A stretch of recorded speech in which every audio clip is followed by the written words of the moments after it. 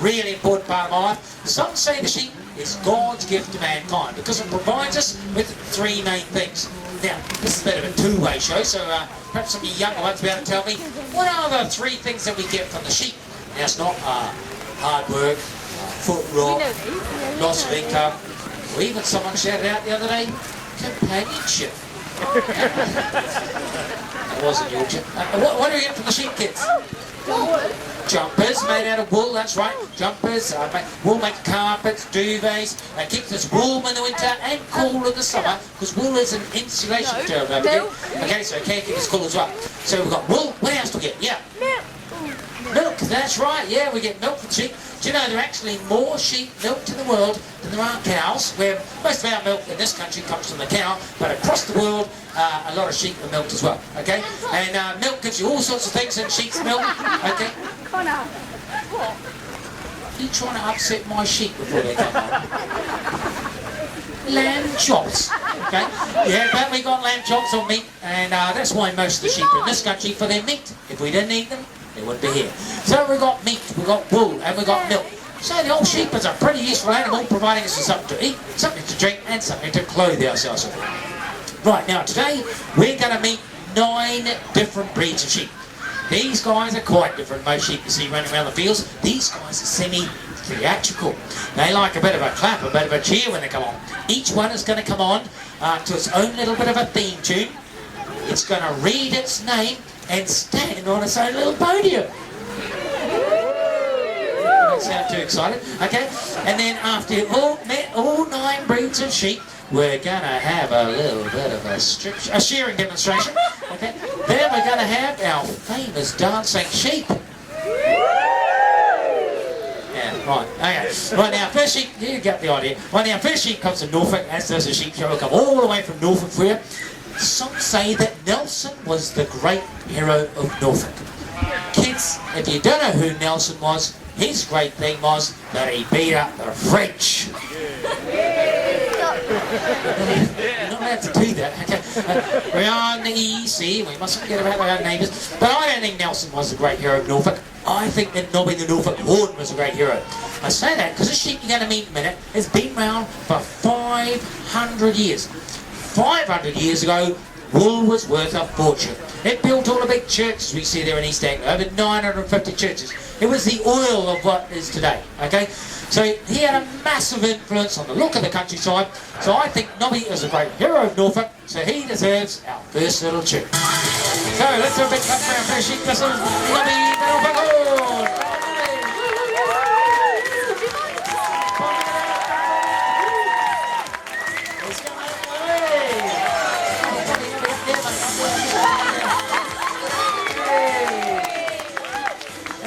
Nobby the Norfolk Horn.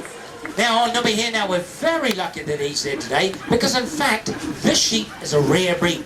There are only about 800 or 900 of this type of sheep in the country, of about 34 million sheep that we have here in the British Isles. Now of course Nobby being a handsome male, no question about that, he's got a nice pair of horns, and so do the females also have horns and Norfolk horn cats. He's got black hair on his head, on his legs, wool type, not particularly good quality, but not bad quantity from our original Heathbreed sheep from all those years ago. No wonder you're a rare breed.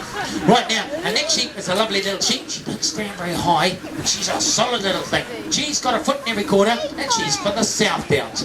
I guarantee you'll all love her. So, wake up, Susie. Let's have a big clap for our little sheep. This is Susie the South Downs.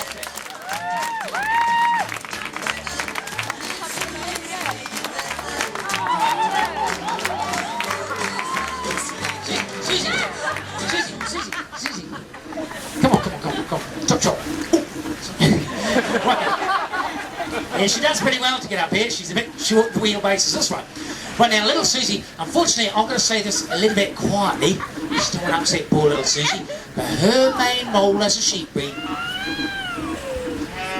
is actually for her meat. And she produces one of the sweetest meats out of our 68 different breeds of sheep that we have here in the British Isles. One thing I can say nice and loud, Susie's very proud of, is that she also produces one of our finest wools. And this fine wool here on the fleece is either for making our fine hosiery wool, vests, pants, tights, things that are worn very close to the skin. 250 years ago or thereabouts, we crossed these two breeds, or we mated these two breeds, so let's just set the scene. Imagine, the moon was in the right place, stars around, these two were feeling a bit frisky one night. Out of this beautiful relationship, which we call crossbreeding, this next great sheep was born. So let's have a look at this great love child. This is Sam the Suffolk. Put your hands together for the next sheep now. Come on, Sam.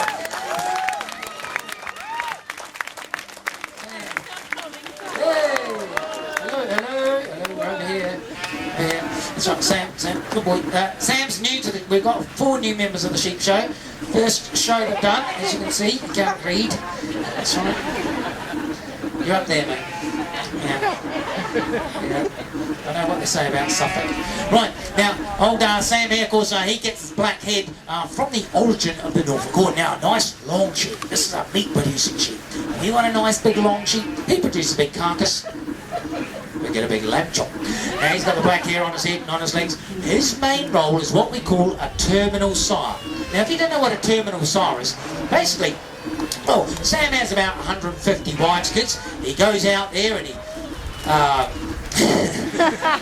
let's just say it's one of the best jobs in the world. Right, now these are our downbreeds, or our lowland sheep. We now come on to our first middle breed, which is our blue-faced Leicester. One of 3 types of Leicester sheep we have in the country. Her name, Belinda, and boy, has she got a set of legs. Check out the legs, boys. This is Belinda, the blue-faced Leicester. Put her hands together for an next sheep now. Come on, Belinda.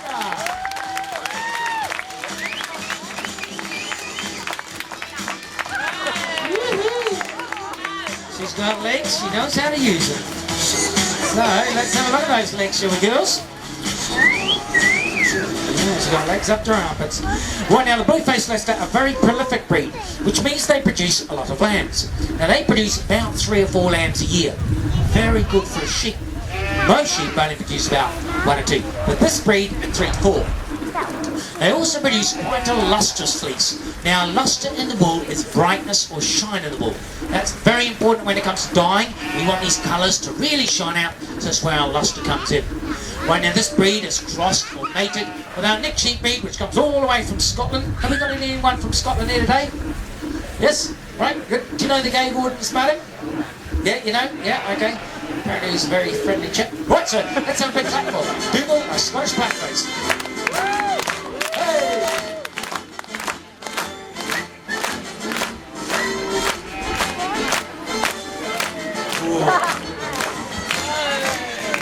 Yeah, he's got a serious set of horns on here, hasn't he? Right, now, of course, living up there in Scotland, it gets a lot colder up there in the winter time than it does here. He doesn't mind living up there. Sits up on the rocky crags in the middle of winter, snow coming down, wind whistling past. No problem at all to this guy. That's because he grows a very coarse wool fleece on his back. Now when I'm talking about coarse wool and fine wool, I'm actually talking about the fibres on the sheep's back. Sheep have thousands and thousands of wool fibres. This coarse wool, a very large diameter fibre, very thick fibre, ideal for making carpets, tweeds, things that are very hard wearing. Whereas our fine wool sheep here, like you see, he's got here, very small diameter fibre, very thin fibre, making our fine hosiery. One very important thing we mustn't forget about wool, it's very safe when it comes to fire. It doesn't ignite just like that. Okay, that's why we use woolen fabrics in high-rise buildings and in aircraft today.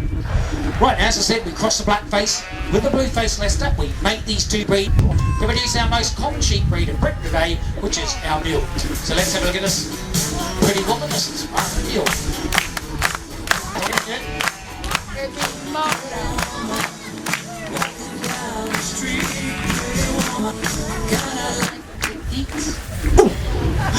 Right now the mule, she gets the best of both worlds. She gets the boldness, the hardiness from the blackface here.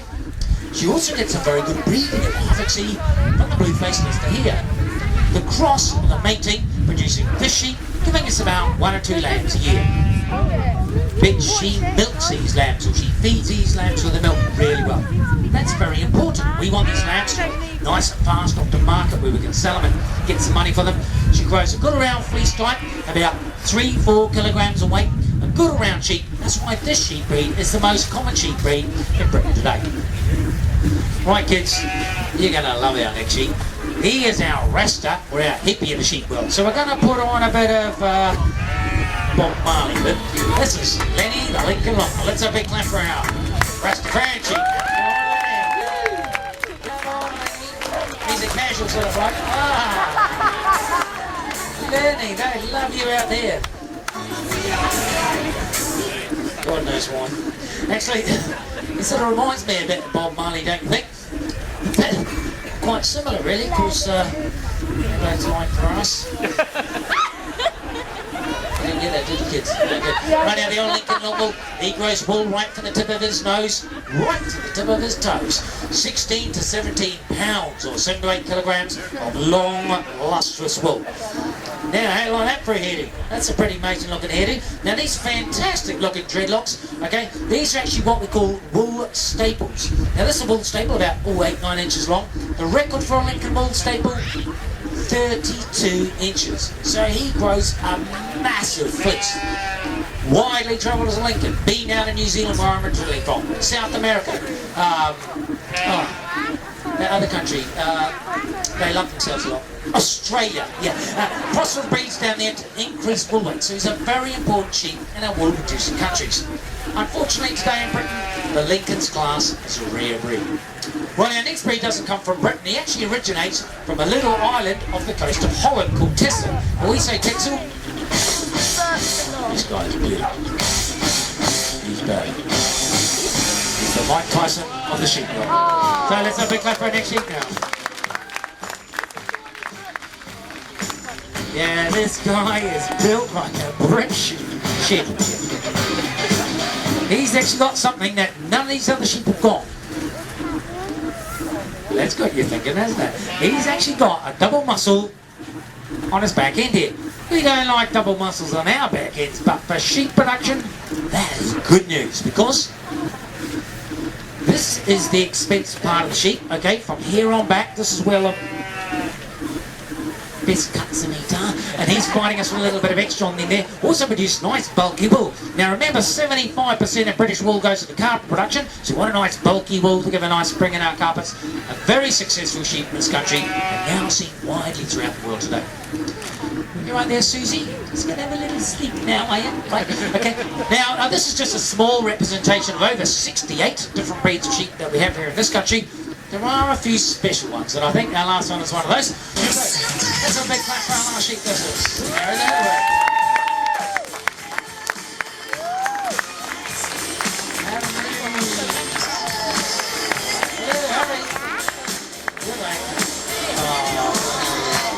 Now, little Harry, he is really brand new. He's only just come from the Lake District, so I'm going to go a little bit gently with Harry. He likes his Mars bars, but he's not too keen about just joining in with the team, are you, Harry? Just going to go nice and slow. Now, little Harry here, I don't know if you've been holidaying up in the Lake District, but every second day it just rains, okay? Well, this guy, he's a survivor. None of these other sheep breeds would survive up there. He doesn't mind. He lives on bracken and blackberries and things that no other sheep will eat. This guy doesn't even need a fence to keep him. He's what we call a hefted sheep. That means that he's born in a valley and he stays in the valley. If he oversteps outside the valley, goes, I don't feel very comfortable here, I'll just stay back here. He's a bit like the people of Suffolk, really. They don't like to get out of the county much either. Now, little Harry here, he produces a black and a brown fleece. That's not ideal. We want white wool, we can dye any coloured wool. Okay, but a really hardy little sheep. And it's really important that we keep these little sheep breeds in their own environment, because they're real specialists in their own field. Okay, it's very easy to sort of wipe off market forces and things like that. It's not what everyone wants today. Okay, they want a big sheep, but he's a real specialist in this little field. Okay, so Harry, just like to come in here, nice and good boy. Yeah, I know. Oh, yeah. Just put it on, because otherwise you go and eat everybody else's food. Right. Well, there we go. I think they behaved themselves reasonably well. Nobby's going to have a little nod off. So I think another little clap for my 9 blue friends here. Right, you guys, you can just have a little relax now, have a little bit of a sleep, and then we'll do the shearing, and then we'll have a little, you can do your little dance after. Right, now, every year we've got to shear the sheep. This happens about April, May, June, July, it doesn't depend where you are in the country. But before I come into my shearing demonstration, I can see some of you thinking, what is that guy got on his feet? Well, actually, these are shearing moccasins. Now, when it comes to shearing sheep, we're actually holding the sheep with our legs. Not with the hands are too busy with the shearing machine, so we must lose grip of the floor. Don't end up down there somewhere with a heavy, great Yuma arms. So we've got these wool felt shoes here. Originally, when we used to shear the sheep, we used to use a very big, sharp pair of scissors. Susie, fat little toad. This is obesity on 4 legs, okay? We get these hand shears like this.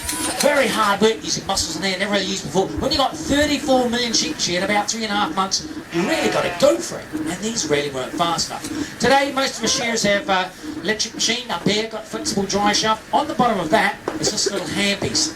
This handpiece is a bit like a barber's clipper, gentlemen and boys. It goes up your back of your neck. You know that horrible feeling? See, there's a few guys out here who've had a fairly close experience with one of these. Okay, number 3. Yeah, I thought so. Okay, right on the a comb on there and a little cutter on the top there, running right down onto the skin. We're trying to get the wool as full as length as possible. So we get about 1 millimetre off the skin. Right, so this has certainly speeded up things. The record stands for shearing in New Zealand. I think the latest to come through is something like 863 sheep in a 9-hour working day. That's something like 1 every 45 seconds or something ridiculous like that. Sorry, I'm not going to be shearing my sheep as fast as that today, but hopefully it'll be a couple of minutes.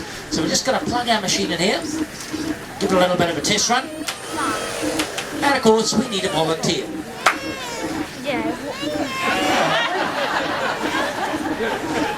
Do you know what you volunteered for, mate? No, I don't think you did. You volunteered for a haircut. So you could do with a damn good one too. Now, I think press the sheep. Now, I've got a little sheep in here that's going to do just the trick. Now, the only thing is that sheep travel about 45 miles an hour. So I'm going to open this door. The sheep is going to be looking for a bit of grass and open space. So basically, heading in this direction.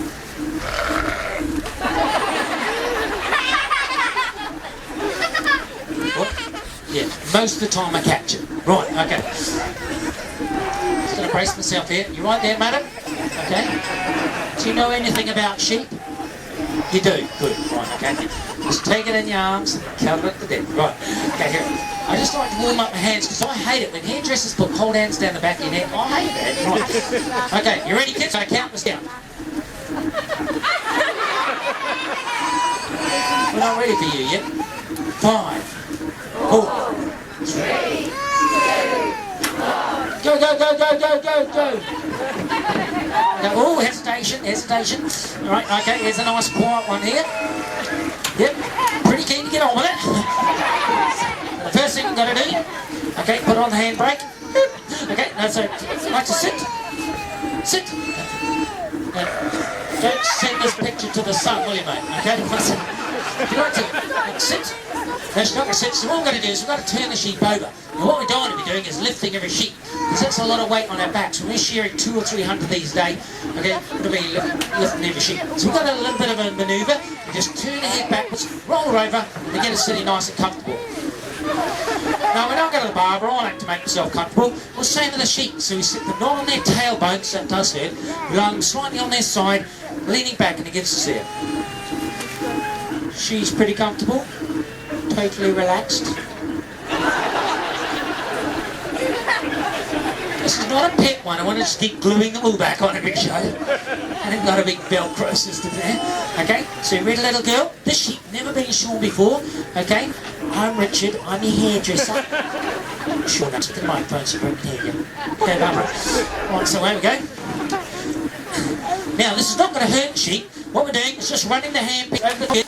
Okay, just like that. Actually, it's quite a nice bit, isn't it? It's a bit like a vibrating. I'm going to stay our belly wool, alright, belly wool. So, I'm going to, a little bit, I need a couple up there. Just clean those bits up. Find the little milk bar down here. Okay, then we come into what I call, well, a sort of bikini line. Yeah, so ladies, if you're heading out on holiday soon, today's your chance. 50p. And I'll pay you. Right, so then we start coming down the leg here. Now all the time I'm using my left hand to actually stretch out the skin. Remember my comb here is flat, the sheep is round and pointed. And we want the full length of the wool. So all the time using my left hand to actually stretch out the skin. We're trying to keep the sheep as flat as possible. Let's just tuck that around there. She's a bit embarrassed about showing you that bit. Let's have the hairdo off, and then start coming up the middle sheep. Now we start from the middle sheep because all the dirty bits are underneath the legs, and they're going to end up on the outside of the fleece when we're finished. We can take those dirty bits off afterwards. So it's a bit like when you're doing your shaving, guys. You don't want to cut yourself, just pull the wool over your eyes. There you go.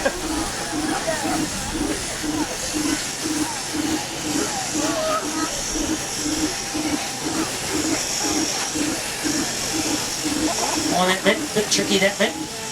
Mind these ears, we don't want them lying on the stage after the show.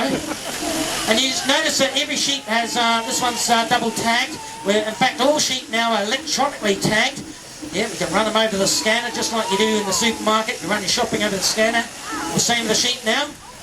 It's all about traceability. You want to know where your products come from. Okay, we do our little bit. So we want you to do your bit. Okay, so buy local if you can. Coming into the long blows, it's a bit shearer once, really see he's getting somewhere. Okay, so just lie back and think of England. There's a little Romney, okay, the most common breed in New Zealand, the backbone of the sheep industry in New Zealand is the Romney breed. Both developed for wool and for meat, and becoming a bit of a resurgence back in this country. But obviously off a specialist area on the Kent marshes there, do particularly well, like that sort of damp feet. Grows lovely wool, ideal sort of carpet wool really. Good lustre, which is shine in the wool.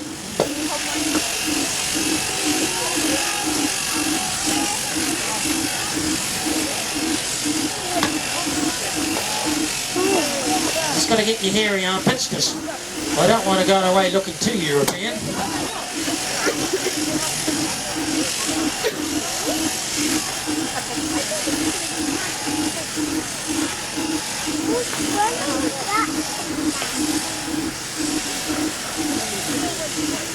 Just put your head through there because I don't know you that well.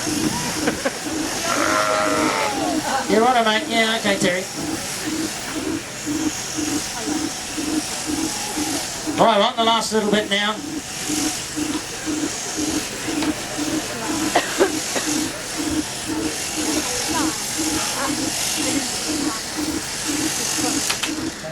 There's our short sheep. There you go. Let's share us have a few little problems to deal with, which you probably didn't notice. Firstly, can you see all these wrinkles there, kids? Yeah, do you recognise those? Perhaps looks a bit like your mum's tum. Okay. Sorry. That's what Dad calls the cuddly bits, okay? Well, we don't want those getting in the way, so that's why we've got to keep bending the sheep outwards. We've also got these legs that go backwards and forwards. We want a nice flat surface there to work on, so what we do is push this little button here, and out pops like that. Same on the back leg, that handpiece is very, very sharp. We don't want to cut there, so just to make sure they don't pull the leg back like that, we're running the handpiece down there, we push this button here, hiya, hiya, out it pops like that. Very useful to know those little buttons. And have all these guys come to see me after the show. So, mate, just show me those buttons, will you?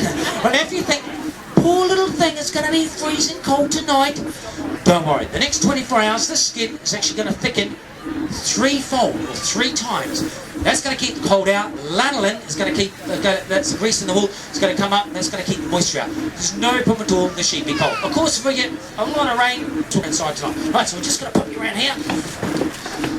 Just pop me back in here, and when the timer goes, you'll be about ready. No, that was a joke. Right, so let's have a look at the sheets produced. Oh, wow.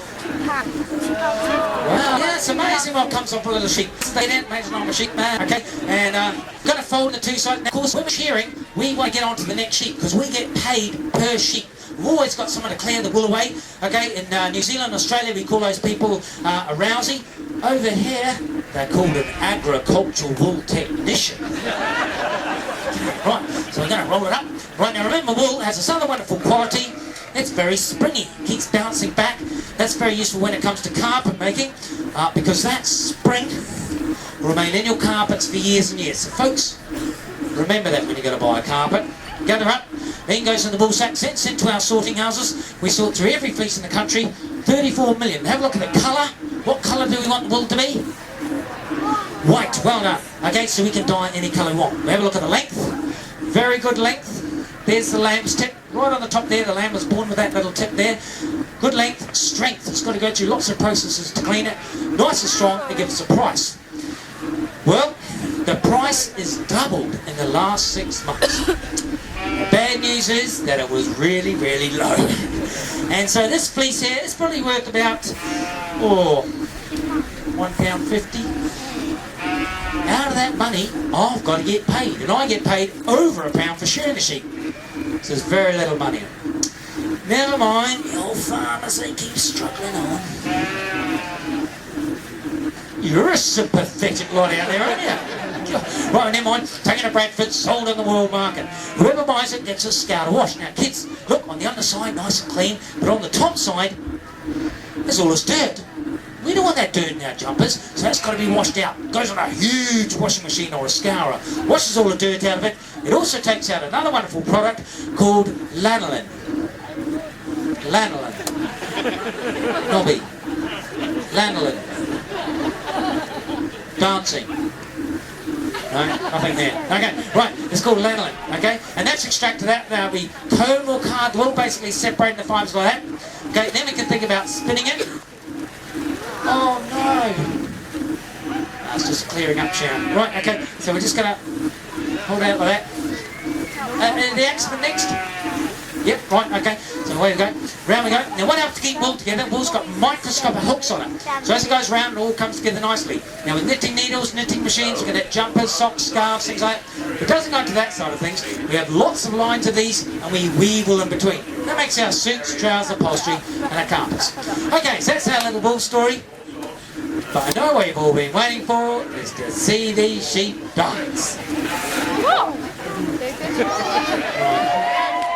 Oh, now remember folks, they're sheep, okay? Just remember.